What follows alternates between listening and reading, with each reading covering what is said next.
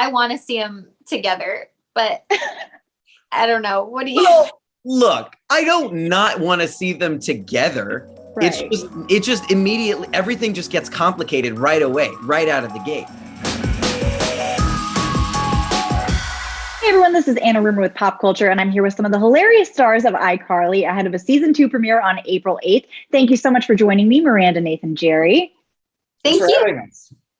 Well, now I know Creddie fans are already like losing their minds a little bit for this season. So looking from the outside in as yourselves, do you think that, you know, these two are better off as friends? Or do you think at the end of the day, there might be some like real end game stuff going on here? You want to start, Miranda? Oh, Jerry, you've got some ideas. I don't know what Jerry's take on it is, but I think Nathan have opposite takes. I want to see them together, but I don't know. What do you? Well, look, I don't not want to see them together. Right.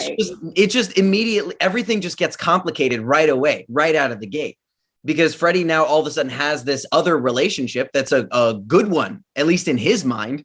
Apparently nobody else feels that way. But it leads to all kinds of questions that 𝐒𝐿𝐴 probably never really asked before, you know? So I don't know. They're obviously great friends. And I think the whole premise of the first episode sets that up, but it would be far too easy if it just, you snap your fingers and it suddenly happened, you know? That's right. You can't give it to us that easy. Of course not. Gotta work for it. Well, it feels so seamless, but how have you as actors kind of adapted these characters that you've been with for so long into being in this more adult realm that you've built? If you want to start with that, Jerry. Well, I was. You heard. I'm regressing. They're growing up. I'm getting dumber, and that's fine with me. I feel like this season, Spencer just gets so much stupider, and it's great. It's great. There's so many physical bits and funny things that I got to do, and I really want to tell you about them, but I don't want to give them away because sometimes they come out of nowhere, and it's great.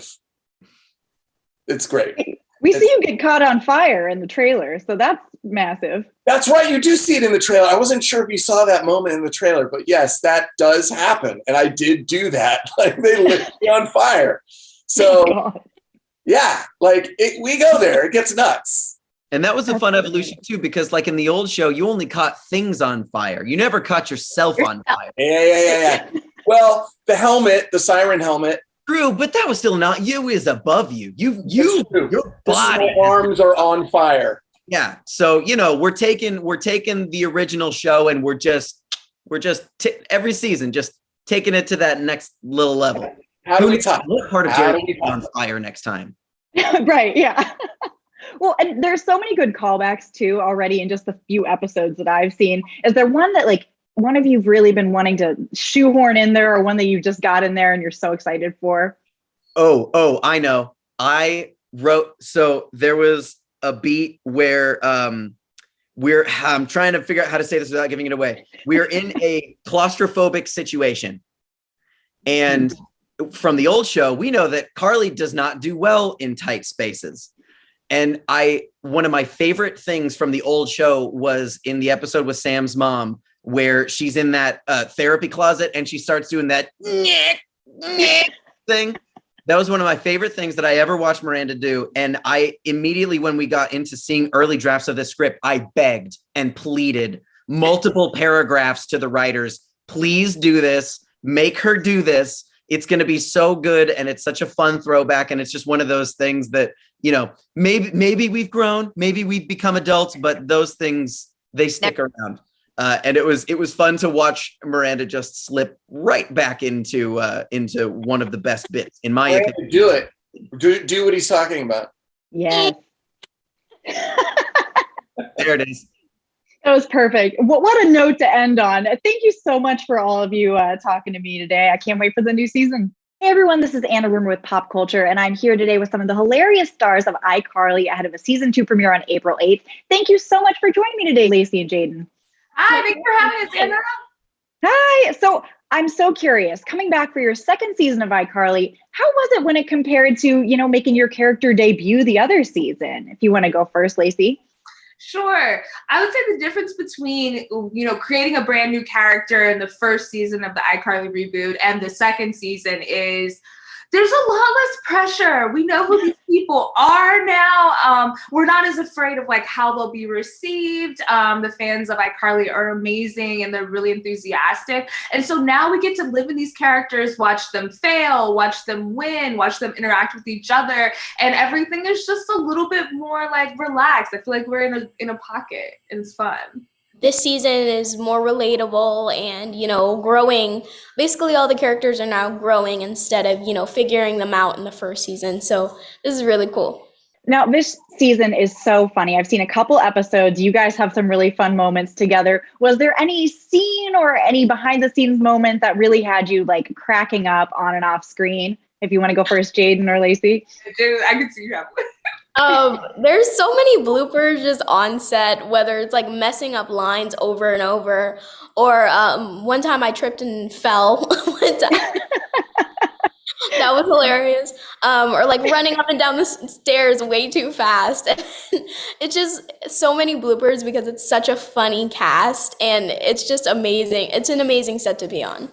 The most fun BTS moments. One, if we have like any snack on set or not even snack because COVID protocols, like it's really only there if it's in the scene and you're using it, but you can always count on Miranda and Jaidyn to destroy the continuity of any snack or any food that we have, because in between every take, like I'll turn around, just cheeks are full and they're like, oh, is it good? Like, let me get some. And they're like, you completely destroyed this cheese plate. We love a cheese plate. That, and I'd say Jerry being on fire, because people don't know, but I was the person who put him out. You see in trailers that he's on fire, so I can say that it's not a spoiler, but I was responsible with putting him out.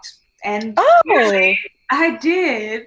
Look at you. That's a big responsibility. I did that well, but he is not on fire anymore. I can guarantee that. There you go. That's the end result you need. Well, and moving forward in the next season, hopefully, is there any storyline that you would really love to see for your character? We're seeing Harper grow as a stylist, and you're seeing her do like smaller gigs, and they're growing into larger gigs. I want to see Harper's runway show, and I just know that it would be a hot mess, and I know that somehow Spencer would be involved in doing something insane. I think it would be really fun to see Harper have a whole fashion moment. Oh, yeah. Fashion week again. Yeah. What about you, Jaidyn? I think to see Millicent's minions like pop off, she had her little cupcake business. She had all of that. She had a whole like billing book and like all this stuff. So it would be really cool to see Millicent's minions just like skyrocket. I'm ready to go with MLM for sure. Me too. Oh yeah, absolutely. Girl boss gatekeep, all that. Black turtleneck and all. Yeah. Well, thank you so much for talking with me today, guys. I can't wait for everyone to see the new season.